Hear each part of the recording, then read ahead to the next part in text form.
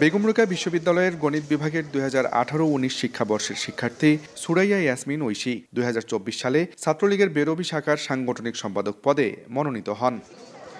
অভিযোগ উঠেছে, শিক্ষার্থীদের বৈষম্য বিরোধী আন্দোলন দমাতে শুরু থেকেই ছাত্রলীগের সঙ্গে প্রথম সারিতে ছিলেন ঐশী।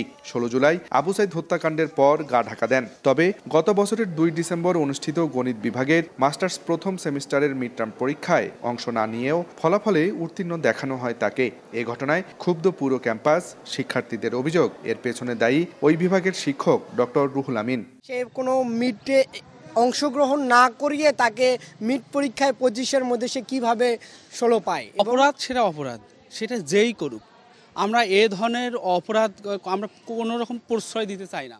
এ বিষয়ে সাংবাদিকদের সঙ্গে কথা বলতে রাজি হননি অভিযুক্ত শিক্ষক ডক্টর রুহুল আমিন। তবে সঠিক তদন্তের মাধ্যমে যথাযথ ব্যবস্থা নেওয়ার আশ্বাস উপাচার্যের। 3 সদস্য কমিটি অতি সত্বর তার রিপোর্ট জমা দেওয়ার সাপেক্ষে এটা বিশ্ববিদ্যালয়ের বিধি অনুযায়ী আমরা তার ব্যবস্থা গ্রহণ করব ইনশাআল্লাহ। এটা যেন পরবর্তীতে কোনো ডিপার্টমেন্টের কোনো শিক্ষক এই ধরনের কার্যক্রম আর কখনো লিপ্ত না হয়, সেজন্য সবাইকে সতর্ক হওয়ার জন্য আহ্বান জানাচ্ছি।